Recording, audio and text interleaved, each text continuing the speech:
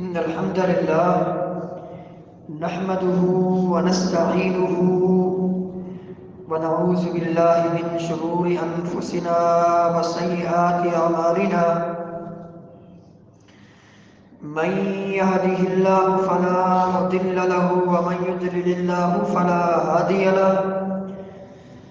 أشهد أن لا إله إلا الله وحده لا شريك له وأشهد أن محمدا عبده ورسوله صلى الله عليه وسلم.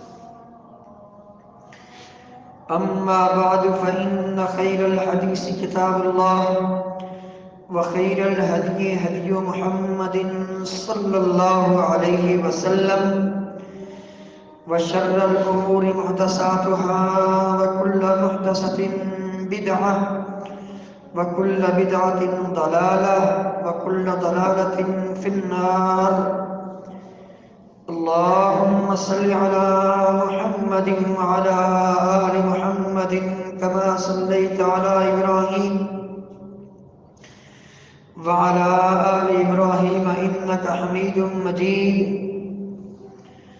اللهم بارك على محمد وعلى آل محمد كما باركت على إبراهيم وعلى آل إبراهيم إنك حميد مجيد. فأعوذ بالله من الشيطان الرجيم. بسم الله الرحمن الرحيم. يا أيها الناس اتقوا ربكم الذي خلقكم من نفس واحدة وخلق منها زوجها وبث منهما رجالا كثيرا ونساء واتقوا الله الذي تساءلون به والأرحام إن الله كان عليكم رقيبا. يا أيها الذين آمنوا اتقوا الله حق تقاته ولا تموتن إلا وأنتم مسلمون.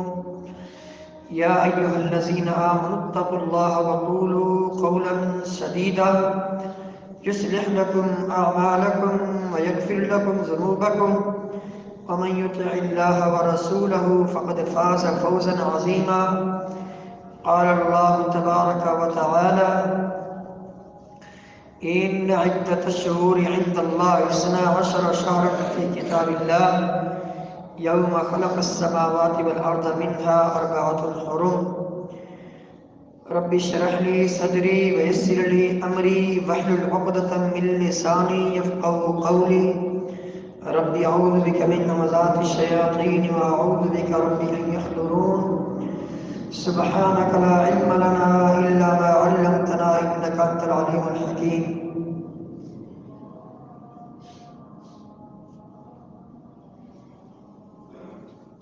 اسلامی مہینوں میں سے 4 مہینے ایسے ہیں جو حرمت والے مہینے ہیں، جن کو اللہ تعالیٰ نے محترم قرار دیا ہے۔ ان مہینوں میں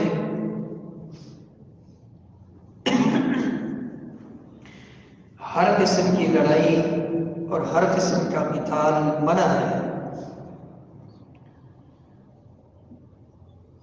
يسألونك عن الشهر الحرام قتال فيه قل قتال فيه كبير۔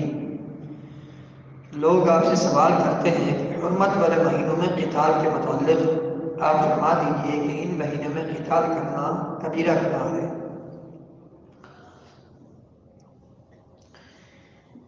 یہ مہینے جو 4 حرمت والے ہیں، 3 گزر چکے ہیں۔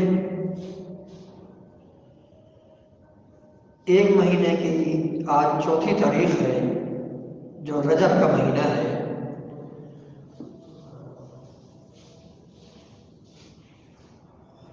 ذوالقعدہ، ذوالحج، محرم، 3 مہینے یہ اور 4تھا مہینہ رجب۔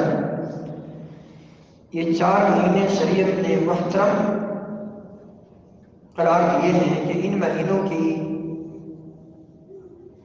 حرمت کا لحاظ رکھنا ہر مسلمان مرد و زن پر ضروری اور واجب ہے۔ چنانچہ اللہ تعالیٰ نے فرمایا کہ ان عدت الشہور عند اللہ 12 شہرا فی کتاب اللہ، اللہ کی کتاب میں مہینوں کی تعداد 12 ہے۔ کب سے؟ یوم خلق السماوات والارض، یہ تعداد اس دن سے ہے جس دن اللہ تعالیٰ نے آسمانوں کو اور زمین کو پیدا فرمایا۔ منہا 4 حرم، فرمایا ان 12 مہینوں میں سے 4 مہینے حرمت والے مہینے ہیں، محترم مہینے ہیں۔ ذالک الدین القیم، یہی سیدھا اور درست دین ہے۔ فلا تظلموا فیہن انفسکم، خاص کر ان 12 مہینوں میں اپنی جان پر ظلم نہیں کرو۔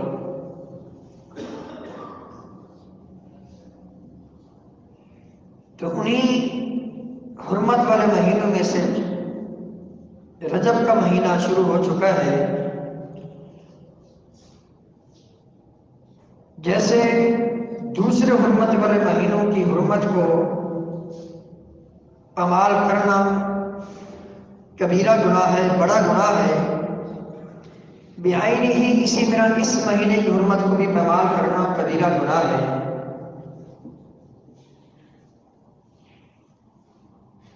حرمت والے مہینوں کی حرمت کو پامال کرنے کا مطلب یہ ہے کہ ان مہینوں میں گناہ کرنا یا گالا گلوچ سے کام لینا یا کسی سے لڑائی کرنا، جھگڑا کرنا، فتنہ فساد کرنا،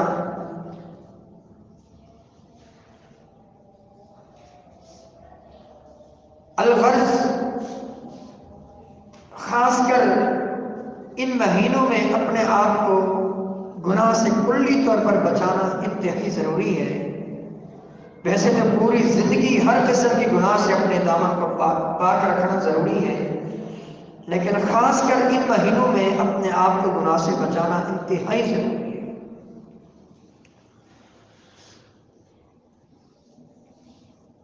تو یہ رجب کا مہینہ یہ ایسا مہینہ ہے، زمانہ جاہلیت میں لوگ اس مہینے کی اس طرح تعظیم کیا کرتے تھے کہ اس مہینے میں اپنے بتوں کے نام کے جانور ذبح کر کے ان کے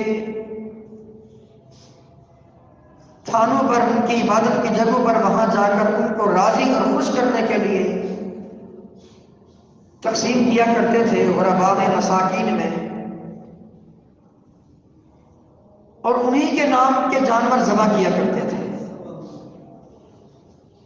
جب اسلام آیا تو اسلام نے کہا لا فرح ولا عتیرۃ، ہر قسم کا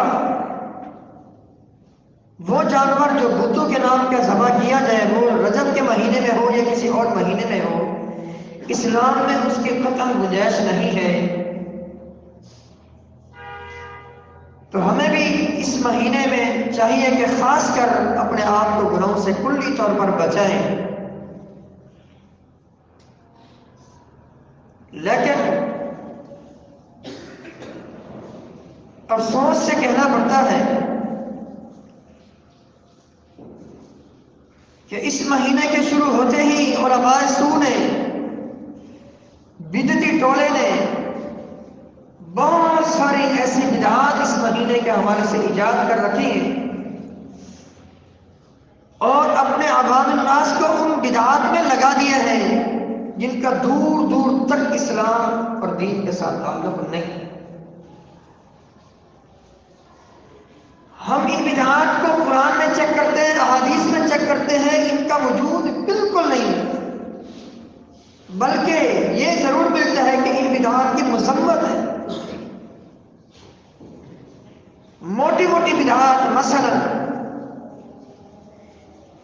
اس مہینے کی پہلی جب جمعرات آتی ہے، مغرب اور عشاء کے مابین 12 رکعتیں پڑھی جاتی ہیں صلاۃ الرغائب کے نام سے۔ یہ مصنوعی نماز ہے، یہ من گھڑت نماز ہے۔ اسلام نے 5 نمازیں فرض کی ہیں، یہ اسلام میں اضافہ ہے۔ اسی طرح اس مہینے کی پہلی شب اور دن رات بھر عبادت کی جاتی ہے، دن کو روزہ رکھا جاتا ہے۔ یاد رکھیے یہ شرک ہے، اور پچھلے جمعہ یہ بات عرض کی گئی تھی کہ شرک بندے کو ہمیشہ کے لیے جہنمی بنا دیتا ہے، بلکہ ہمیشہ کے لیے جنت سے محروم رہ جاتا ہے۔ اور یہ شرک شریعت سازی میں ہے، جس طرح اللہ کے ساتھ میں شرک کرنا ناجائز اور حرام ہے۔ اللہ تعالیٰ کی توحید پر ڈاکہ ہے، بعینی ہی اسی طرح بدعت یہ شریعت میں ڈاکہ ہے۔ شریعت سازی کا اختیار اللہ نے اپنے پیغمبر کو بھی نہیں دیا، چاہ جائے کہ پیغمبر کو چھوڑ کر ہم کسی اور کی بناوٹی باتوں کو اپنائیں۔ امام الانبیاء علیہ السلام کو اللہ تعالیٰ نے فرمایا قرآن پاک میں، شہد آپ نے اپنے اوپر حرام قرار دی، اپنی بیوی کی خوشی کے لیے، ان کی رضامندی کے لیے۔ بعد بیوی نے کہہ دیا کہ آپ کے منہ سے سمیل آ رہی ہے، مغافیر بوٹی کی بدبو آ رہی ہے، آپ نے قسم کھا لی، اللہ کی قسم میں نے اپنے اوپر شہد حرام کر دی۔ اللہ تعالیٰ نے ڈانٹا، قرآن کی آیت نازل فرمائی، حالانکہ امام الانبیاء ہے۔ بسم اللہ الرحمن الرحیم، یا ایھا النبی، اے پیارے محمد صلی اللہ علیہ وسلم، لما تحرم ما احل اللہ لک تبتغی مرضات ازواجک، آپ کو کس نے اجازت دی ہے کہ آپ اپنے اوپر شہد کو حرام قرار دیں اپنی بیوی کے رضامندی کے لیے؟ قرآن ہے۔ شریعت سازی کا اختیار اللہ نے اپنے پیغمبر کو نہیں دیا، چاہ جائے کہ میں اپنے اللہ اکبر ایک ایسے مولوی جس کے پیچھے میں نماز پڑھتا ہوں اس کی بناوٹی باتوں کے پیچھے لگ جاؤں۔ یہ اختیار صرف اللہ کے پاس ہے۔ اور یاد رکھیے بدعت ایجاد کرنے والے مشرک ہیں، یہ اللہ کا فرمان ہے قرآن پاک میں۔ امام الانبیاء علیہ السلام کے پیارے صحابی عدی بن حاتم رضی اللہ تعالیٰ، حاتم طائی کے بیٹے عدی رضی اللہ تعالیٰ، امام الانبیاء علیہ السلام نے جب یہ آیت مبارکہ پڑھی، اتخذوا احبارهم ورهبانهم اربابا من دون اللہ، یہودیوں نے، عیسائیوں نے اللہ کو چھوڑ کر اپنے مولوی کو رب بنا لیا ہے، اپنے علماء کو، اپنے درویشوں کو رب بنا لیا ہے۔ جب یہ آیت انہوں نے سنی، کہا ہم نے ان کو رب تو نہیں بنایا، ہم تو ہاں ٹھیک ہے عیسیٰ علیہ السلام کو ہم نے رب بنایا ہے، ٹھیک ہے، لیکن اپنے مولوی کو تو ہم نے رب نہیں بنایا۔ جبکہ اللہ تعالیٰ یہ فرما رہا ہے کہ ان لوگوں نے اپنے مولوی کو رب بنا لیا ہے۔ نبی کریم صلی اللہ علیہ وسلم نے فرمایا، اے عدی یہ بتاؤ، جن باتوں کو تمہاری شریعت نے اللہ نے حلال قرار دیا، جائز قرار دیا، تمہارے مولوی نے ان کو ناجائز جو قرار دیا ہے، تم نے بھی ان کو ناجائز قرار نہیں دیا؟ ہاں یہ چیز تو ہے۔ کہا جن باتوں کو اللہ نے حرام قرار دیا تمہاری شریعت میں، تمہارے مولوی نے انہیں حلال قرار نہیں دیا؟ کہا بالکل یہ بات تو ہے۔ کہا چل کر عبادت ہو، یہی تو ان کی عبادت ہے، یہی تو ان کی عبادت ہے۔ آج خاص کر اس مہینے کے شروع ہوتے ہی کتنی بدعات ہمارے معاشرے میں آ چکی ہیں۔ صلاۃ الرغائب پڑھی جا رہی ہے، نوافل کا اہتمام کیا جا رہا ہے، نفل پڑھنے آپ نے کس نے منع کیا؟ لیکن یاد رکھیے خاص طریقے کے ساتھ پڑھنا، خاص وقت میں پڑھنا، یہ بدعت ہے۔ شریعت نے اس کی ہمیں قطعاً اجازت نہیں دی۔ اللہ اکبر۔ اسی طرح رجب کے کنڈے، اسی طرح 27ویں شب اس مہینے کی جاگنا، یہ کہاں لکھا ہوا ہے؟ یہ اس طرح کی عبادت کے یہ جو طور طریقے ہمارے معاشرے میں آ چکے ہیں، یہ انہی علماء سو کے ایجاد کرتا ہے۔ شریعت میں اس کی بالکل گنجائش نہیں ہوتی۔ شریعت نے ان چیزوں کی مذمت کی ہے۔ صحیح بخاری سے مسلم کی حدیث، امام الانبیاء علیہ السلام نے فرمایا، من احدث فی امرنا ھذا ما لیس منہ فہو رد، جس نے ہمارے اس دین میں ایک رائی کے دانے کے برابر کچھ ایجاد کیا، یہ ایجاد کرنے والا بھی مردود ہے، اس کے یہ ایجاد کردہ عمل بھی مردود ہے۔ اسی طرح صحیح بخاری کی حدیث، امام الانبیاء علیہ السلام نے فرمایا من عمل عملا لیس علیہ امرنا فہو رد، جس نے کوئی ایسا کام کیا جس پر ہمارا ٹھپا نہیں، ہماری مہر نہیں، وہ کام کرنے والا بھی مردود ہے، اور یہ کام بھی اس کا مردود اور ناقابل قبول ہے۔ اسی طرح صحیح مسلم کی حدیث، امام الانبیاء علیہ السلام ہر خطبہ میں یہ الفاظ دہرایا کرتے تھے، ایاکم ومحدثات الامور، دین میں نئے نئے کاموں سے اپنے آپ کو بچانا، فإن كل محدثة بدعة، ہر نیا کام بدعت ہے، اور ہر بدعت انسان کو جہنم کی طرف لے جاتی ہے۔ فإن خیر الحدیث کتاب اللہ، بہترین کلام، بہترین بات اللہ کے کلام کی بات ہے، وخیر الہدی ہدی محمد صلی اللہ علیہ وسلم، بہترین طریقہ امام الانبیاء علیہ السلام کا طریقہ ہے جو چھوڑ کر گئے۔ جیسے کہ میں نے عرض کیا بدعت ایجاد کرنا یہ شرک ہے۔ قرآن میں اللہ تعالیٰ نے فرمایا ام لہم شرکاء شرعوا لہم، ان کے ایسے ایسے شریک ہیں جو انہوں نے مقرر کر رکھے ہیں، شرعوا لہم من الدین ما لم یعظم بہ اللہ، جنہوں نے دین میں ایسی ایسی باتیں ایجاد کر رکھی ہیں جن کی اللہ نے اجازت تک نہیں دی۔ فرمایا ولولا کلمۃ الفصل لقضی بینہم، اگر اللہ تعالیٰ کا کلمہ سبقت نہ لے چکا ہوتا ان کا کام تمام کر دیا جاتا۔ وَإِنَّ الظَّالِمِينَ لَهُمْ عَذَابٌ أَلِيمٌ، یہ لوگ ظالم ہیں جو بدعت ایجاد کرتے ہیں، جو دین میں آئے دن نئے کے نئے راستے ایجاد کرتے ہیں، نئے کی نئی چیزیں ایجاد کر رہے ہیں، نئے کے نئے راستے ایجاد کر رہے ہیں۔ فرمایا یہ ظالم ہے اور ظالموں کے لیے درد دینے والا عذاب ہے۔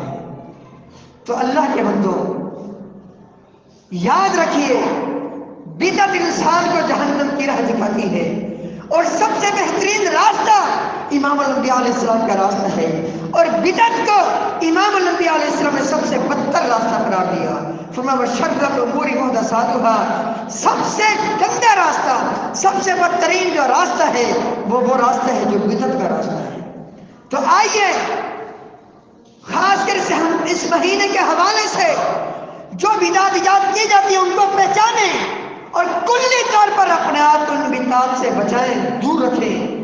وہ صلاۃ الرکعات کی بدعت ہو، وہ صلاۃ ام داؤد کی بدعت ہو، وہ صلاۃ الفیہ کی بدعت ہو، وہ رجب کے کوٹوں کی بدعت ہو، یا وہ 27ویں رجب کی رات جاگنے کی بدعت ہو، یا اس مہینے میں خاص کر روزہ رکھنے کی بدعت ہو، یہ سب بدعات ہیں، ان سے بچیے، اپنے دامن کو اس سے دور رکھیے۔ یاد رکھیے جو بدعت ایجاد کرتا ہے اس پر اللہ کی لعنت، اللہ کے فرشتوں کی لعنت، پوری انسانیت کی لعنت ہے۔ صحیح بخاری کی حدیث ہے، امام الانبیاء علیہ السلام نے فرمایا جو میرے اس شہر مدینہ میں بدعت ایجاد کرے فعلیہ لعنت اللہ، اس پر اللہ کی لعنت، اس پر فرشتوں کی لعنت، پوری انسانیت کی لعنت۔ فرمایا لا یقبل اللہ منہ صرفا ولا عدلا، اللہ تعالیٰ اس کی نہ کوئی فرضی عبادت قبول کرے گا، نہ کوئی نفلی عبادت قبول کرے گا۔ یہ بدعت کا اللہ کا انجام ہے۔ بدعت ایجاد کرنے والے کی کوئی عبادت قابل قبول نہیں، نہ نفلی عبادت قبول ہے، نہ فرضی عبادت قبول ہے۔ تو خدا را اپنے آپ کو شریعت کا پابند بنائیے، بدعت سے بچیے، کلی طور پر اپنے آپ کو بدعت سے اجتناب کیجیے۔ اللہ تعالیٰ نے بدعتی لوگوں کو سب سے بڑے خسارے والے قرار دیے، یہ قرآن پاک میں سب سے بڑے ناکام، سب سے بڑے خسارے والے لوگ کون ہیں؟ بدعتی لوگ ہیں۔ اللہ تعالیٰ کا فرمان سورۃ الکہف جو ہر جمعہ میں پڑھی جاتی ہے، سنت ہے، پڑھنا چاہیے۔ اللہ تعالیٰ توفیق عطا فرمائے۔ اسی سورہ مبارکہ کے آخر میں اللہ تعالیٰ نے فرمایا ایسے ہی لوگوں کے بارے میں جو سب برات کی بدعت ایجاد کرنے والے، صلاۃ الرکعات کی بدعت ایجاد کرنے والے، دوسری بدعت ایجاد کرنے والے، ایسے ہی لوگوں کے بارے میں اللہ نے فرمایا قل هل ننبئکم بالاخسرین اعمالا، اے میرے پیارے پیغمبر صلی اللہ علیہ وسلم ان سے کہہ دیجئے کیا تمہیں نہ بتاؤں ایسے لوگوں کے بارے میں جو دنیا میں رہتے ہیں لیکن ان سے بڑا ناکام و نامراد کوئی نہیں ہے۔ اکثر اسم تفضیل کا صیغہ ہے، فرمایا ان سے بڑھ کر کوئی ناکام و نامراد ہے ہی نہیں۔ یہ کون لوگ ہیں؟ فرمایا یہ وہ لوگ ہیں الذین ضل سعیہم فی الحیاۃ الدنیا، جن کی محنتیں، جن کی کوششیں، جن کی کاوشیں دنیا ہی میں ختم ہو گئی۔ اور یہ حدیث کیا سنی ہے صحیح بخاری کی؟ فرمایا جو بندہ دین میں کوئی ایسا کام ایجاد کرے جو کام دین میں نہیں ہے، یہ بندہ مردود ہے، اس کا یہ کام ناقابل قبول ہے۔ اور فرمایا یہ وہ لوگ ہیں جن کی محنت، جن کی کاوشیں دنیا ہی میں ضائع ہو گئی۔ وہم یحسبون، اور یہ سمجھتے رہے دنیا میں کہ انہم یحسنون صنعا، کہ یہ دنیا میں بہت اچھے کام کر رہے ہیں، حالانکہ حقیقت یہ ہے اولئک الذین کفروا بآیات ربہم، ان لوگوں نے ہماری آیات کا انکار کیا، قرآن کو چھوڑا، سیدھے راستے کو چھوڑا، شریعت کو چھوڑا، امام الانبیاء علیہ السلام کی اس شریعت کو چھوڑا جو آپ اپنی زندگی میں مکمل کر کے گئے تھے۔ ایک رائی کے دانے کے برابر شریعت میں اضافے کی گنجائش نہیں، اگر کوئی اس میں گنجائش نکالے گا گویا کہ وہ شریعت سازی کر رہا ہے۔ حالانکہ اللہ نے کیا فرمایا؟ الیوم اکملت لکم دینکم، آج کے دن میں نے دین کمپلیٹ کر دی ہے، مکمل کر دی ہے۔ واتممت علیکم نعمتی، اپنی نعمت مکمل کر دی ہے۔ ورضیت لکم الاسلام دینا، میں نے تمہارے لیے دین بطور اسلام منتخب کر لیے ہے، پسند کر لیے ہے۔ اللہ اکبر۔ یہاں کیا فرمایا اللہ تعالیٰ نے؟ اولئک الذین کفروا بآیات ربہم، یہ وہی لوگ ہیں جو بدعت ایجاد کرنے والے ہیں، یہ اللہ کی آیات کے منکر ہیں، ولقائہ، اللہ کی ملاقات کے منکر ہیں۔ فحبطت اعمالہم، ان کی زندگی بھر کی محنتیں ضائع ہو گئی۔ فلا نقیم لہم یوم القیامۃ وزنا، قیامت کے دن بغیر حساب کے یہ لوگ جہنم میں جائیں گے، بغیر حساب کے۔ ان کے لیے نام اعمال کا مرحلہ نہیں آئے گا، ان کے نام اعمال تولے نہیں جائیں گے، بغیر حساب کتاب کے یہ لوگ جہنم میں جائیں گے۔ یہ قرآن ہے، قرآن۔ اللہ تعالیٰ کا فرمان سورۃ الغاشیہ کے شروع میں فرمایا۔ عبداللہ بن عباس رضی اللہ تعالیٰ عنہما انہی آیات مبارکہ کی تفسیر میں فرماتے ہیں، صحیح بخاری میں ان کا قول موجود ہے۔ آیات مبارکہ کون سی؟ بسم اللہ الرحمن الرحیم، هل اتاک حدیث الغاشیہ، اے میرے پیارے محمد صلی اللہ علیہ وسلم، یقیناً اس قیامت کی خبر آپ کے پاس آ چکی جو اپنے ہولناکیوں سے لوگوں کو ڈھانپ دے گی۔ اللہ اکبر۔ نفس نفسی کا عالم ہوگا، ربی نفسی کی صدا انبیاء علیہ السلام بلند کر رہے ہوں گے۔ یوم یفر المرء من اخیہ وامہ وابیہ وصاحبتہ وبنیہ، قیامت کے دن باپ بیٹے کا، بیٹا باپ کا نہیں ہوگا، نفس و نفسی کا عالم ہوگا، پوری انسانیت برنا ہوگی، سورج ایک میل کے فاصلے پر ہوگا۔ اللہ اکبر۔ کتنا پسینے میں لوگ شرابور ہوں گے۔ الحفظ والامان۔ فرمایا اس قیامت کے بارے میں نہ بتاؤں جس دن نفس و نفسی کا عالم ہوگا، یہ قیامت اپنے ہولناکیوں سے لوگوں کو ڈھانپ لے گی، لوگوں پر چھا جائے گی۔ اسی قیامت کے بارے میں اللہ نے فرمایا وجوہ یومئذ، وجوہ یومئذ، فرمایا حل اتاک حدیث الغاشیہ، وجوہ یومئذ خاشعہ، قیامت کے دن بہت سارے چہرے جھکے ہوئے ہوں گے، مرجھائے ہوئے ہوں گے، ذلیل ہوں گے، ذلت اور رسوائی ان کے چہروں پر نمایاں ہوگی۔ یہ کون لوگ ہیں؟ یہ وہی ہیں جو نیکیاں نہیں کرتے تھے، نمازیں نہیں پڑھتے تھے، روزے نہیں رکھتے تھے، نہیں، فرمایا عاملۃ، عمل کر کر کے تھک چکے ہوں گے، عاملۃ ناصبہ، لیکن اس کے باوجود تصلیٰ نار حامیہ، دیکھتے ہی جہنم کا ایندھن بنے گے۔ عبداللہ بن عباس رضی اللہ تعالیٰ عنہ کی تفسیر کے مطابق یہ وہی بدبخت ہیں جو بدعت ایجاد کرتے ہیں۔ بدعتی لوگوں کی کوئی نیکی قابل قبول نہیں۔ خدا را اپنے آپ کو شرک سے بھی بچائیے، بدعت سے بھی بچائیے۔ امام الانبیاء علیہ السلام کی صحیح بخاری کی حدیث، آپ علیہ السلام نے اس شخص کو بڑی بشارت دی جو پوری زندگی امام الانبیاء علیہ السلام کی فرما برداری کرتا ہے، اطاعت کرتا ہے، کلی طور پر بدعت سے بچتا ہے۔ فرمایا کل امتی یدخلون الجنہ، میری پوری کی پوری امت جنت میں جائے گی، ہاں جس نے جنت میں جانے سے انکار کر دیا۔ عرض کیا گیا وہ کون ہے جو جنت میں نہیں جانا چاہتا؟ فرمائے وہ شخص ہے من عصانی جس نے میری نافرمانی کی وہ جہنم میں گیا اور وہ جنت سے جانے سے انکاری ہے۔ فرمائے ومن اطاعنی، ومن اطاعنی دخل الجنہ، جو میری اطاعت کرے گا وہ میرے ساتھ جنت میں جائے گا۔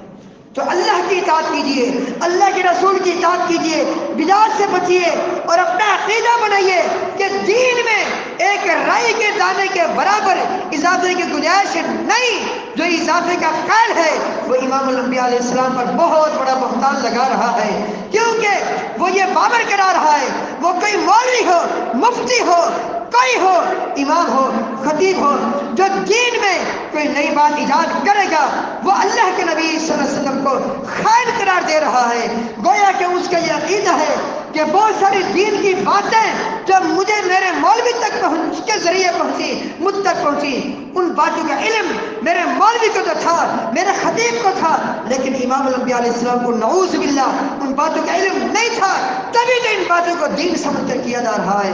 خدا را یہ بہت بڑی گستاخی ہے امام الانبیاء علیہ السلام کی، اس گستاخی سے اپنے دامن کو دور رکھیے۔ اللہ اکبر، عرض کر رہا تھا کہ بدعت سے کلی طور پر اپنے آپ کو بچائیے۔ اس مہینے میں بہت ساری بدعات آ چکی ہیں، ان بدعات سے اپنے آپ کو بچائیے۔ اللہ تعالیٰ توفیق عطا فرمائے، خاص کر اس پرفتن دور میں اللہ تعالیٰ نے کتاب و سنت کے مطابق اپنی زندگی بنانے کی توفیق عطا فرمائے۔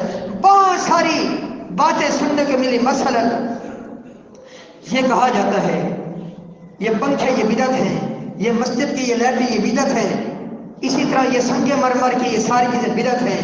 اس کا مطلب یہ ہے کہ یہ ساری بدعت ان کو چھوڑ دیں؟ نہیں، یاد رکھیے دین میں بدعت کا مطلب یہ ہے کہ ایک چیز کا تعلق دین سے نہیں، آپ اس میں اضافہ کر رہے ہیں۔ مثلا ابھی ہم جمعے کی نماز پڑھیں گے، ایک رکعت میں ایک رکوع ہے، ایک رکعت میں ایک رکوع ہے، کوئی جان بوجھ کر دوسرا رکوع کرے گا تو یہی بدعت، اس کی نماز نہیں ہوگی۔ ایک رکعت میں دو سجدے ہیں، کوئی تیسرا سجدہ جان بوجھ کر کرے گا تو اس کی نماز نہیں ہوگی۔ یہ ہے دین میں بدعت کا مطلب۔ آپ کوئی نئی نماز ایجاد کر دیں، کوئی رات سلیکٹ کر دیں عبادت کے لیے، یہ دین میں بدعت ہے۔ ظہر کی کتنی رکعتیں؟ 4 رکعتیں ہیں، آپ 5 پڑھیں گے یہ بدعت ہوگی۔ مغرب کی 3 رکعتیں ہیں، جان بوجھ کر 4 پڑھ دیں یہ بدعت ہے، آپ کی نماز ریجیکٹ ہے۔ جمعہ کی 2 رکعتیں ہیں، 2 کی وجہ آپ 3 پڑھ لیں، جان بوجھ کر پڑھ لیں، یہی بدعت ہے۔ اسی سے کلی طور پر ہمیں بچنے کی تلقین کی گئی۔ اللہ تعالیٰ سے دعا ہے اللہ تعالیٰ ہم سب کو اپنے اپنے اصلاح کرنے کی توفیق عطا فرمائے۔ اللہ تعالیٰ ہم سب کو اپنے دین کے ساتھ مخلص رہنے کی توفیق عطا فرمائے۔ استغفر اللہ لی ولکم ولسائر المسلمین۔